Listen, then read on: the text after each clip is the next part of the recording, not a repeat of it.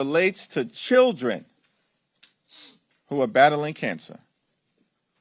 The Republican healthcare crisis is immoral in nature, and Democrats are fighting hard to reverse it. Cancel the cuts, lower the costs, save healthcare on behalf of the American people. It's now my honor to yield to the whip, Catherine Clark. Thank you, Mr. Leader. We are so grateful for all that you have done and putting the American people's voice into this debate. And I've had one question from my Republican House colleagues this week. Where the heck are you? Where the heck are you? You've cut people's health care. You're giving their hard-earned tax dollars to billionaires in the form of tax breaks. And then you don't even show up to defend your own policies, your own bills. Mike Johnson and Steve Scalise are both from Louisiana. Most children in Louisiana are on Medicaid. 64% of all births in Louisiana are paid for by Medicaid. 74% of nursing home residents in Louisiana are on Medicaid. Yet Republicans are willing to shut down government, refusing to even show up for work this week because they want to cut Medicaid by $1 trillion, because they want to defund health care for children and seniors and pregnant women, because they want to pay for billionaire tax cuts.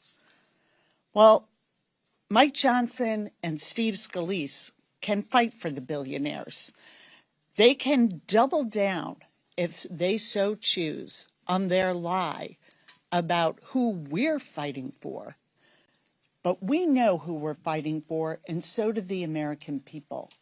Democrats are fighting for families, families in Louisiana, families in Massachusetts. We're fighting for American families in every corner of this country. We're fighting for a child's right to go to the doctor, fighting for a new mom's right to have a safe delivery. We're fighting to keep millions of people from losing their insurance and keeping health premiums affordable for everybody. We're here to do our job. It is long past time that Republicans join us and end this Republican shutdown. It's now my great pleasure to yield the microphone to our chairman, Pete Aguilar. Thank you, Whip Clark. And as we're fighting, Republicans are nowhere to be seen. Our message has been very clear. Cancel your vacation, cancel the cuts, lower the cost, fix health care. That's why we're here. Donald Trump and House Republicans have shown their true colors this week. Instead of protecting health care, they're ripping it away. 15 million people at risk of losing their health care coverage. And while we're here trying to keep the government open, the guidance from our colleagues on the other side, Lisa McClain, my counterpart, the chair of the Republican conference, instructs their members, don't talk about health care. That is their message. So while we're fighting for health care, we're fighting to keep this government open. The guidance from the GOP has been very clear. Don't talk about these issues because they know the American people are with us. Democrats have been at the negotiating table for months, and we want to work in a bipartisan way. We've always wanted to work in a bipartisan way to solve these issues. Republicans control the House, the Senate, and the White House. They own this crisis. They own this shutdown. And instead, they want to use people as political pawns. Russ Vought wants to lay people off. He wants to fire people. He wants to use this shutdown to carry out the agenda that he has wanted all along. It's shameful and it's wrong. Republicans will do everything in our power to fix this Republican mess, to provide health care to people, and to ensure that the American people aren't left out in the cold, because it's the right thing to do. Leader Jeffries. Thank you, Pete. Questions? Thank you very much, Mr. Leader. want to get your reaction to Russ vote announcing this $18 billion hold on infrastructure projects in New York City. Do you think you're personally being targeted? The Trump administration is targeting the jobs, thousands of jobs of hard-working Americans, working-class Americans, and blue-collar Americans who are going to lose the ability to work at the 2nd Avenue subway site or at the other project that has been canceled related to the Cross Harbor Tunnel. That's consistent with what the Trump administration has consistently done throughout their time in office. Lose jobs, cause economic pain and hardship for the American people. It's shameful, but it's very consistent with the Trump administration's track record of failing on the economy and targeting working class Americans. And then just one quick follow-up, just what's happening on the Senate side. It seems there have been some bipartisan discussions on the Senate floor where they may be discussing some type of short-term CR and trying to buy a little bit more time to work through some of these issues like the ACA.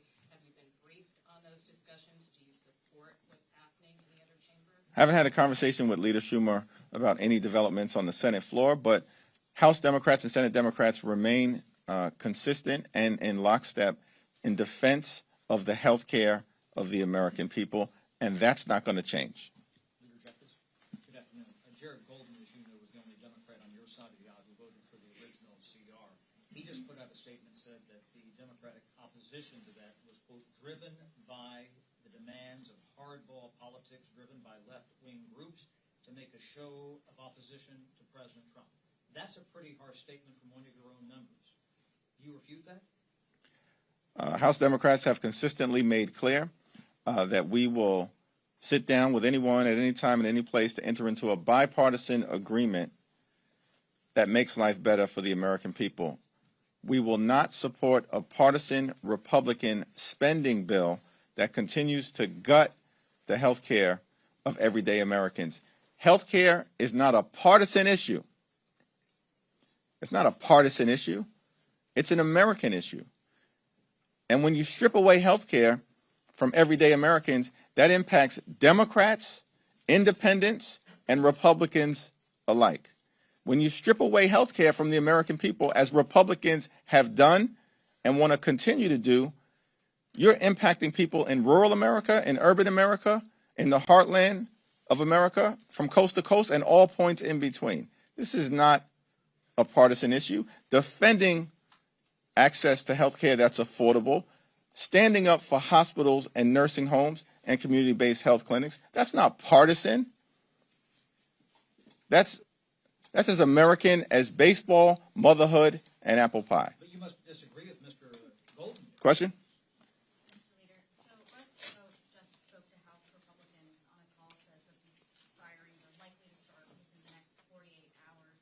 Also said that WIC is going to run out of money within the next week, and he just posted that $8 billion of green energy will actually be cut immediately, and it's going to affect 16 states, all of them which have either Democratic leaders or Democratic majorities in their state houses or Senate.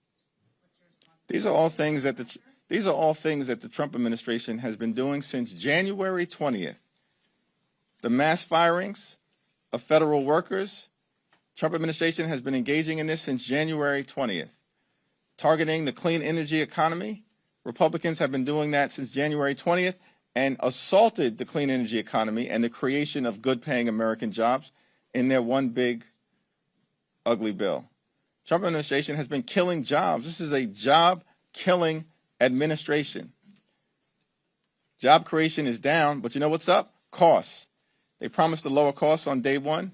Costs aren't going down. Costs are going up. Inflation is going up under the Trump administration. And one of the reasons why Democrats are fighting hard at this moment is because unless we extend the Affordable Care Act tax credits, more than 20 million Americans in a matter of days are about to experience the reality of dramatically increased premiums, copays, and deductibles.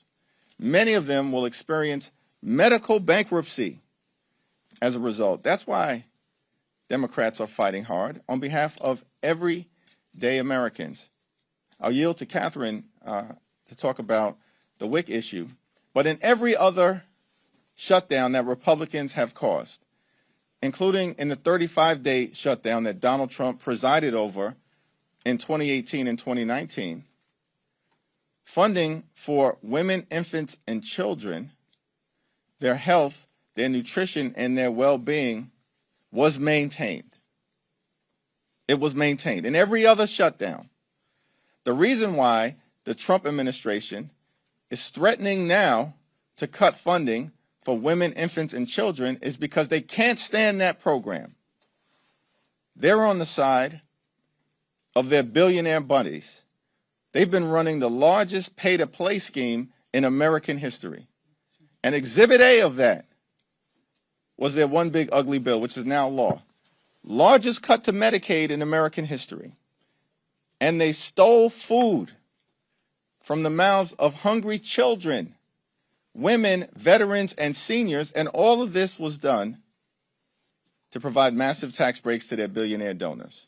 We're fighting for the health care of the American people. They're fighting for their billionaire donors, their friends and family plan, which has been all about enriching the lifestyles of the rich and shameless from the very beginning of the Trump administration. So all this talk that we see right now, as if it has anything to do with the shutdown that Republicans have caused, no, it's their ideology. Cruelty is the point when it comes to the Republican Party. Are they really expecting us to believe that the strategy that they are employing, that they're already making life in this country for working Americans harder and more expensive, that the answer is you shut down government and make life harder and more expensive? That is insane. But that is the argument that they're putting out there. And we just have to base this in reality and facts. They want to talk now about the WIC program. You want to talk now about pregnant women and newborns when 40% of births in this country are covered by Medicaid. They want to say to pregnant women who in a third of the counties, because of their policies, no longer have access to OBGYNs, no longer have access to safe prenatal care and delivery. Now we care about you. Women of America understand exactly how they feel about us and our children. The moms that I've been talking to are so scared they may not be able to get the Medicaid funding they need. We heard from Teresa yesterday, who talked about her 2 autistic sons. She's a single mom. She had to quit her job in order to care for them full time. Without Medicaid, she has no idea what she will do. And these stories are repeated over and over in my own district. A young adult named Sydney, her mom wrote to me and said she has such profound disabilities, but Medicaid is connecting her to the world through cochlear implants, through medication, for medication that she needs not only to survive, but to have some connection, which she has found through what she has been able to restore of her hearing to music. Without Medicaid, there is no plan B for these moms and for their children. So you can save it. You can save it, Speaker Johnson, that now you are coming in and that you care about feeding hungry children, that you care that they have what they need for preventative health care, that you care about pregnant women and that they can have a safe and healthy delivery for their children. Spare us.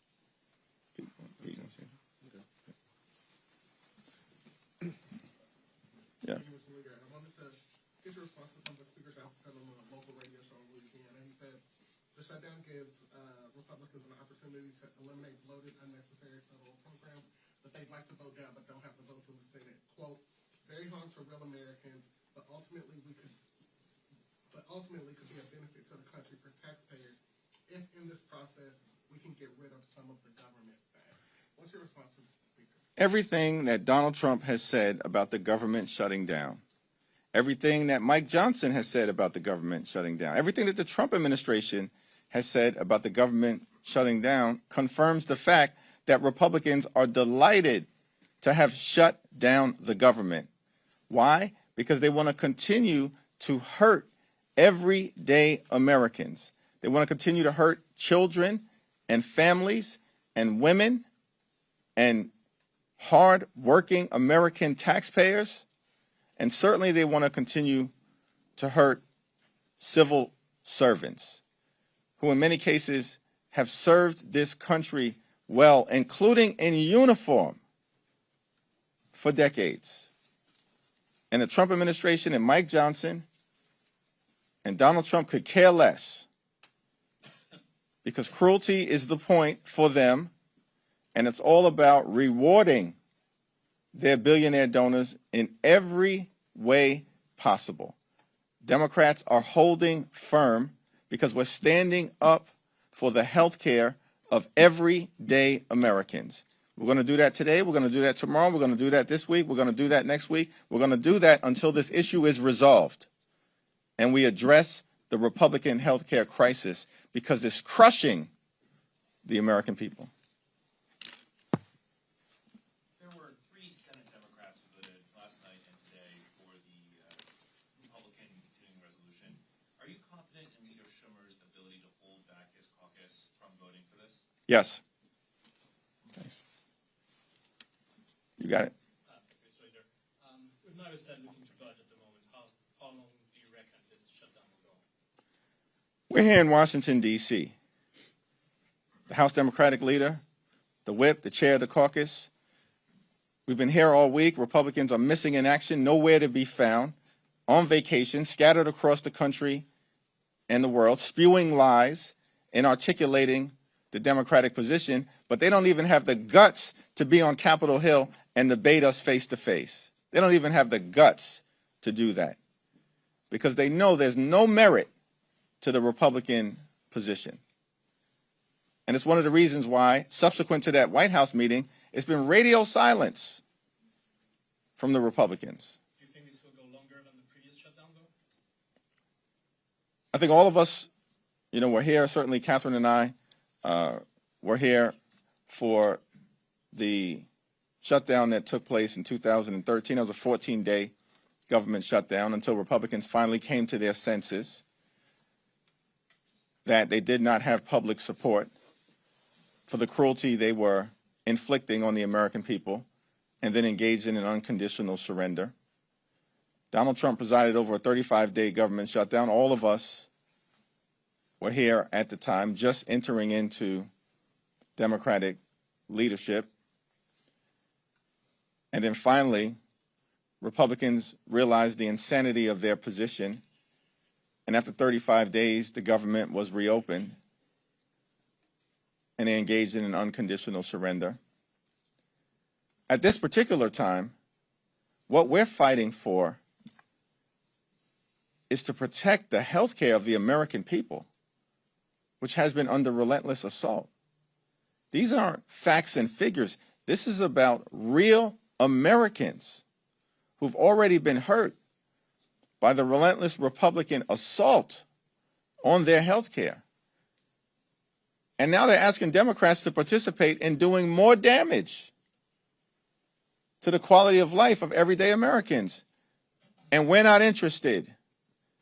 Just like not a single Democrat voted for the one big ugly bill that enacted the largest cut to Medicaid in American history, Democrats will not participate in the Republican effort to continue to gut the health care of the American people.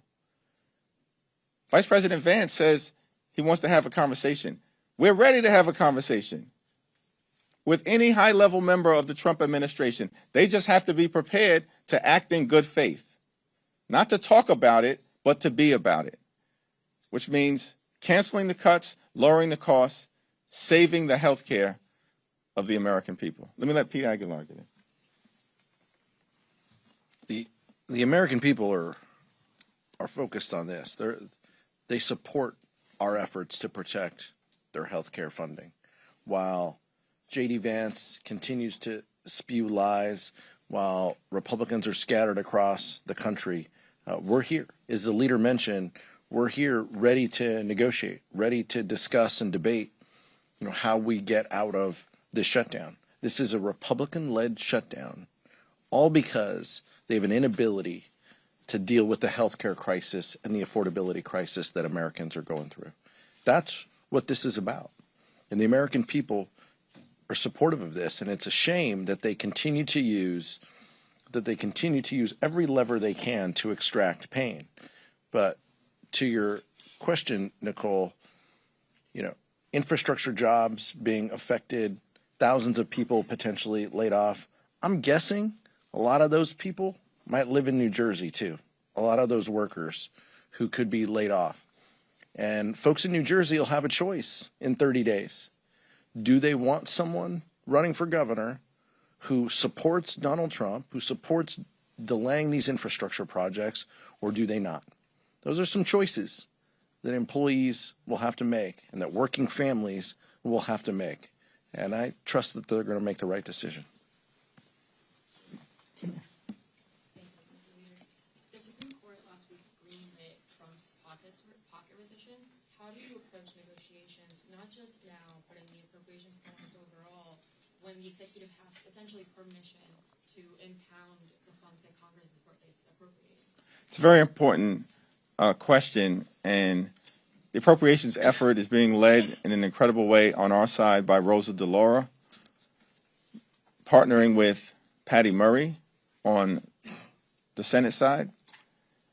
And House and Senate Democrats have been clear, including in our conversation with President Trump on Monday, that we want to reach an agreement in good faith to make sure that the government is funded and that we do it in a way that lifts up the quality of life of the American people. But we also have to make sure that if we reach an agreement that has bipartisan support in the House and in the Senate, is signed into law by President Trump, that the administration can't then come behind that agreement and in a partisan way undo funding for programs and for support that matters to the American people.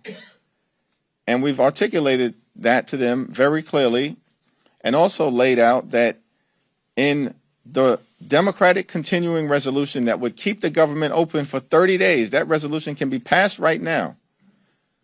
The reason why Republicans consistently have voted it down is because the Democratic spending bill actually supports the health care of the American people, and Republicans are consistently voting to undermine the health care of the American people.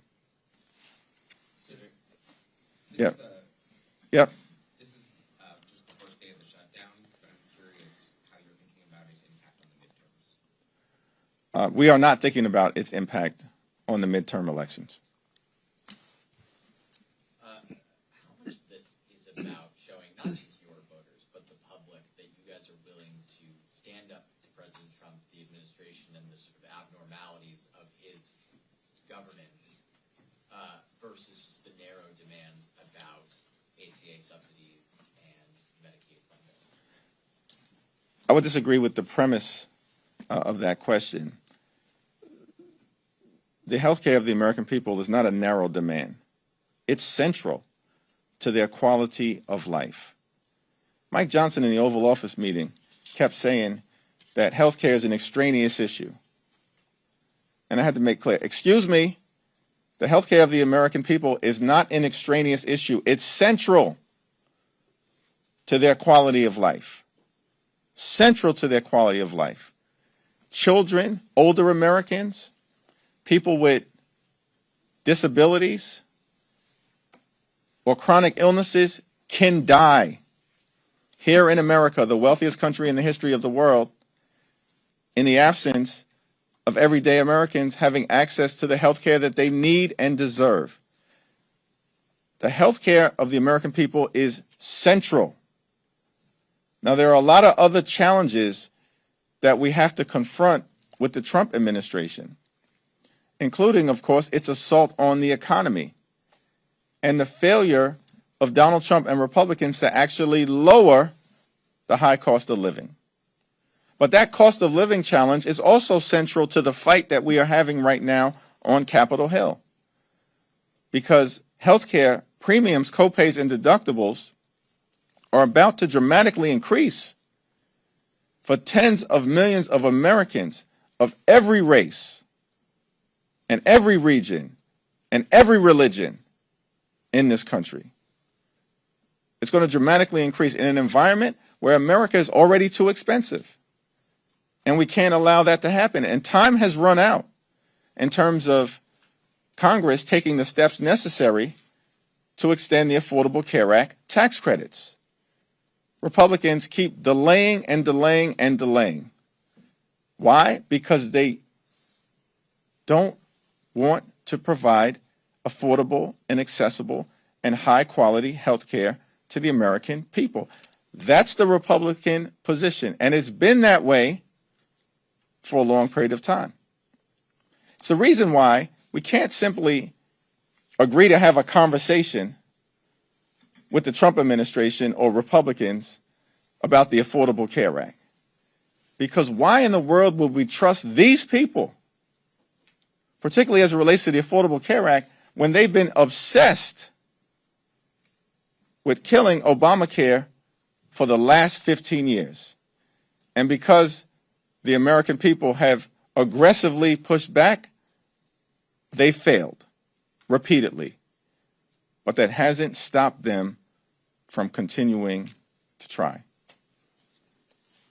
Thank you, just curious, you mentioned the words unconditional surrender earlier. Is that what it would take to end this shutdown? Is it the Democrats' funding version or nothing? And I know there was a Times Siena poll released a couple days ago that said Democratic voters don't want Democrats to participate in a shutdown. Do you have the support from constituents for a prolonged shutdown, if that's what it takes? We have support from the American people as it relates to defending their health care.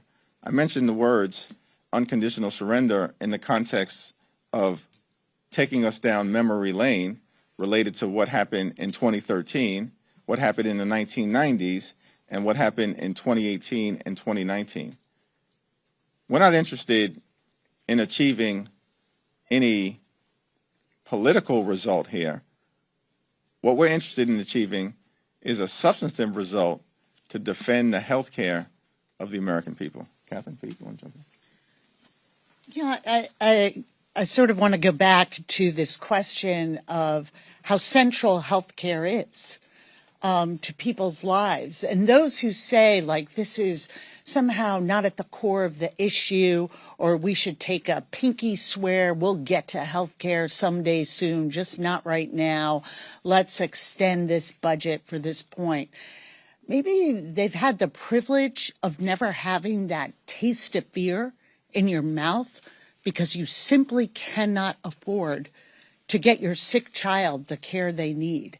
That you are so scared that your spouse, your loved one, may not be able to continue their cancer treatments and may die because they can't afford the premiums. These are real life issues, and we are worried about all the cost of living, whether it's housing, utility bills, grocery bills, but healthcare is one that connects us. Healthcare should never be made into a luxury item. And the American people were not having an easy time accessing healthcare before these cuts. This was not a system that worked well for people. But the answer that the Republicans have come up with is that we're going to do more damage, that we're going to take this away from millions of people and drive up the expense for everyone. And if you don't agree to that, if you won't sign on to that, then we're going to cut jobs. We're going to fire workers in mass ways. We'll continue a painful shutdown of the federal government. This is an insane proposition for them to be making. And when they say we're not coming to the table, we're not even going to negotiate, we're not even going to show up, they're saying to the American people, you don't deserve our time. You are not part of our equation. And we are not here to work for you. We are here to enrich very, very wealthy people and those political alliances who benefit from this administration's policies. That's the game. And the American people are onto it. So we are going to be here to be their voice, to put their stories forward, because this is so critical to who we are. And what they are saying in response is the only defense they have is a fundamental lie about who we're fighting for. And this fight, we don't know how long they're going to prolong this shutdown. We don't know if they're going to continue their abuses of ignoring bipartisan spending agreements we've come to in the past. That's up to them. But we know this. We were sent here to fight for everyday people who are not making it in this country, and that's whose side we'll remain on. With respect to this question, I would just say, count me in on that poll, right? I'm a Democratic voter, and I oppose a shutdown. House Democratic Caucus opposes a shutdown. Republicans have led to this shutdown. Democrats, fundamentally, we want to make government work. We know government can be an instrument of good. We know government can be a backstop that helps people. We know government in this moment, in this case, offers health care to people. That's why we're here. That's the importance of keeping government open. That's why we're fighting. That's why we're pushing. We're pushing for communities like all of ours who have thousands of kids who get nutrition programs, who are fed have food on the table because of government, because of the work that we've done, and that is under attack. Thousands of kids who won't have health care if these Republican policies go into place. That's why Democratic voters and the Democratic caucus and Democrats around the country don't want shutdowns, because we believe that government can be an instrument of good. It is a long-held belief that it can. We want to ensure opportunity for our kids, and we just know, as Whip Clark said, America is too damn expensive. It's too unaffordable right now, and people need a little bit of help. And that's what happens. That's why 58% of Latino kids either get their health care or get nutrition programs from these programs. 65% of black kids. That's who we're fighting for. That's what makes this so important in this moment. We are fighting for our communities, and we're fighting for their kids because we want them to have a shot at a future. No, I'm sorry, right? Second row. Thank you, Mr. Leader. In regards to the Times poll, you said that you have support from the American people to defend their health care. However, this morning, some Americans woke up today to have no care from certain health care services because of Congress's failure to meet the September 30th deadline. How are Democrats fighting for health care if Americans are going without care right now in this shutdown that could potentially be prolonged? The overwhelming majority of the American people understand which party fights for the health care of everyday Americans, and that's the Democratic Party. And in poll after poll after poll, including in Fox News polls, that's a reality of the American electorate's understanding of who in this town fights for them as it relates to accessible and affordable health care. That would be us. And who has a track record of devastating the health care of the American people? That would be Republicans, including most recently with their one big ugly bill, which included the largest cut to Medicaid in American history, devastating people in Louisiana and in the other 50 states, as well as territories. Second row. Leader Jeffries, thank you. I spoke to some Senate Republicans who had a discussion with Democrats. They seem open to a potentially shorter continuing resolution. What's your response to that? And separately, I asked Speaker Johnson last night about the Affordable Care Act subsidies. He said he is open to reforms. Are you open to reforms? We're open to extending the Affordable Care Act tax credit because that is what needs to be done as it relates to more than 20 million Americans who are at risk of losing access to care and having premiums go up, in some cases, by thousands of dollars per year. With respect to ending this Republican-Trump government shutdown, which is going to have painful consequences for the American people, including depriving older Americans from health care, including jeopardizing aviation safety, concerns with food safety, and a whole manner of other services that the Trump administration has already been adversely hurting throughout this year outside of the context of a shutdown. And now they want to pretend as if a government shutdown is the reason why they're suggesting that they're going to do some more extreme things. No, the Trump administration does extreme things because they are extreme. That's the reason why Donald Trump is deeply unpopular and why the one big ugly bill has been a complete and total failure. So there's been several members of Congress that have asked bill pay to be withheld if this shutdown extends. Do you advise Democratic members to do that, or is it up to them? Yeah, that's a question that every individual member is going to have to make on their own, as has always been the case in the past. Will you withhold yours? First of all, that question is not even a ripe one because we're anticipating that this shutdown issue will be resolved well in advance of our next paycheck, which, as you all know, members of Congress are paid on a monthly basis.